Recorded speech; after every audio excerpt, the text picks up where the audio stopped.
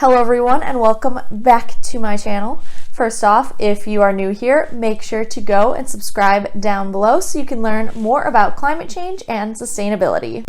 I haven't posted in a while because I've been super busy with my internship doing this.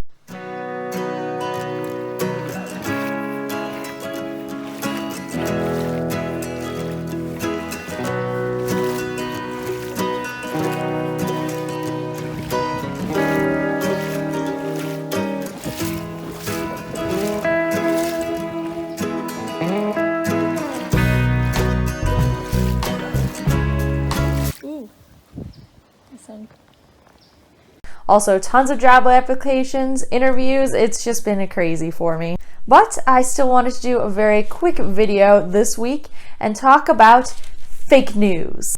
We've all heard the term fake news before. It is now so easy for anyone to post whatever they want to say online, and people will believe it even if there's no proof behind it. People then often just tend to believe whatever they want to believe, whatever fits their views, their morals, or their own opinions, rather than basing things off of facts. Got all kinds of memes going around to the point where it just becomes very difficult to see the facts through all the jumbled up lies everywhere. So today I'm going to give you some tips to sort through all that fiction to find the facts. First thing is know your news sources. Some news sites are significantly biased, and some often don't use accurate information or just plain make stuff up. Here is an amazing graphic made by a person named Vanessa that shows how biased some larger news sources are. You can find a link to this graphic below, and there it also explains how they decided the placement for each news site. Essentially, what you want to do is try to keep your news sources in this top green square. These are the sites that are the least biased, and they tend to have more accurate information and use first-hand sources. However, that doesn't cover everything. These are only major news sources, and there's a lot more than that out there. So, how do you handle other news sources? Well, once you know some of the key things to look for in fake news, it becomes a lot easier to spot it out and tell when you are reading something that is completely fake and when you are reading something that is truthful. These following steps you can go through to figure out whether an article is reliable or not. The first thing you should look at is the site name and the address. Try to stick to .edu, .gov, .org website because these tend to be a little more reliable than most of your .com sites. Anyone can get a website with a .com, so you never know what you're going to get. However, that doesn't always mean that .edus, .orgs, or .govs are always the most reliable. You do got to play it by ear a little bit, and that's why there are multiple steps to go through to be sure that it is reliable and not just this first one. Looking at just the name of the site can also be very helpful. Often it will kind of give you an idea of whether they lean left or right on the political scale or if they're somewhere more in the middle. It can also sometimes give you an idea of how respectable it is.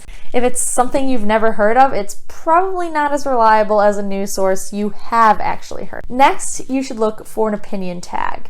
Most of the time, good news sites are going to label when this article is just opinion and is not based on fact.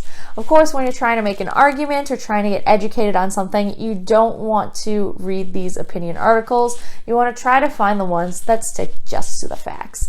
You don't want someone else's opinion on the facts, you just want the facts. If these steps are passed, next, before you even read it, just take a brief look and does it have any sources? Often a lot of articles will have sources within the article itself, sometimes at the beginning, or a lot of times it'll be at the bottom. Take note of where they are and if there aren't any. Also avoid articles that tend to say, people say, or scientists say, and don't actually link to a source because it's very likely that scientists don't actually say what they're claiming.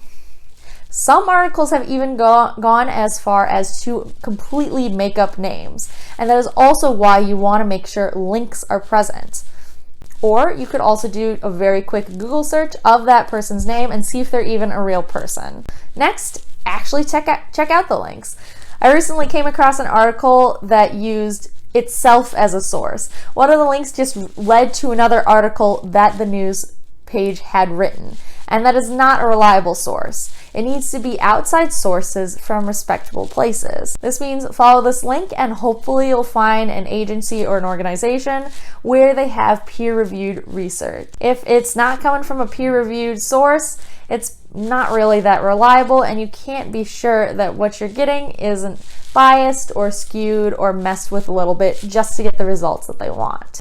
If it passes all of these steps, then I'd say you're good to go. This will ensure that you are reading what is likely the most accurate article, has the best facts, and is the most reliable. Some other little things that you should look for that are big giveaways that something is not as reliable as it should be include spelling errors or other weird grammatical stuff like lots of capital letters or insane punctuation. If there's no date on the article, this is also a very big red flag.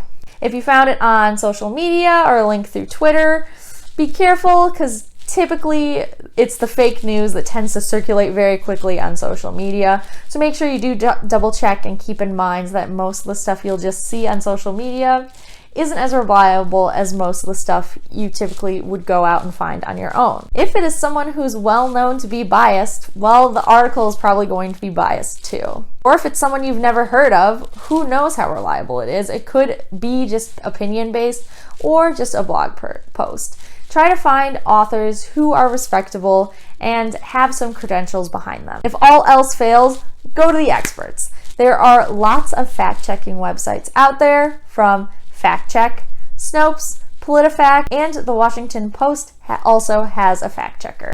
Between all of them, you can usually find the article or article topic being discussed there and analyzed, and they will let you know if it's true or false. If you want to see some of the news sites that I like to use, more specifically for climate change and sustainability, I'll have links down below in the description. And I think later on I will do a different video where I focus on these news sources and why I like them. It isn't always easy, but I know you can do it. I have made mistakes with this too, so don't get discouraged. It's very easy to fall for that fake news because something might look well written and well supported, but in reality it's not. So just always take the extra couple minutes to double check things on your own. With that, that is all the time I have for today. If you enjoyed this video, make sure to leave a like down below and subscribe to join the journey to living more sustainably.